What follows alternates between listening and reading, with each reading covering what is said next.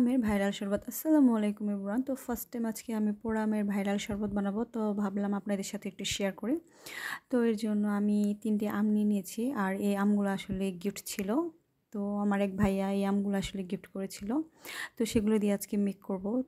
তো এগুলো আমি প্রথমে পুড়ে নিয়েছি মাটির চুলাতে। আর মাটির চুলা না থাকলে আপনারা গ্যাসে পুড়ে নিতে পারেন। তারপরে এই পোড়া আমগুলোকে এখন পানিতে ভিজিয়ে নেব। আর এই ভিজিয়ে নেওয়ার কারণ খোসাটা যাতে তাড়াতাড়ি করে উঠে আসে। আসলে ভিজিয়ে নিলে খোসাটা তাড়াতাড়ি উঠে আসে, সেজন্য আসলে ভিজিয়ে নেওয়া। তারপর আমগুলোকে আমি একটু পরিষ্কার করে নিয়েছি, দেন এখন খোসাটা ছাড়িয়ে নিব।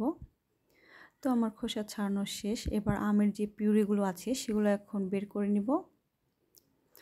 তো আমার পিউরিও বের করা শেষ। তো এবার হচ্ছে আমি ব্লেন্ড করে নেব। তো এই জন্য আমি একটি ব্লেন্ডারে জার নিয়ে নিচ্ছি। এর মধ্যে বিট লবণ, তারপর হচ্ছে চিনি, সামান্য পরিমাণ লবণ। তো এখানে আপনারা চাইলে কাঁচামরিচ, পুদিনা পাতা ইত্যাদি অ্যাড করে নিতে পারেন। তো যেহেতু বাচ্চারা খাবে তাই আমি আর বেশি কিছু অ্যাড করলাম না। তারপর সবগুলোকে একসাথে ব্লেন্ড করে নিয়েছি। এখন এটা যেহেতু অনেক ঘন তাই একটু পানি মিক্স করে নিব। আর এটার সাথে কিছু বরফ কুচিও অ্যাড করে দিব। তো এই তো ফাইনালি আমার পোড়া আমের জুস রেডি। তো ফাইনালি এটাকে এখন পরিবেশন করব। আর জুসটা আসলে অনেক ইয়াম্মি হয়েছিল, বাড়ির সবাই অনেক পছন্দ করেছে, যদিও ফার্স্ট টাইম বানিয়েছিলাম।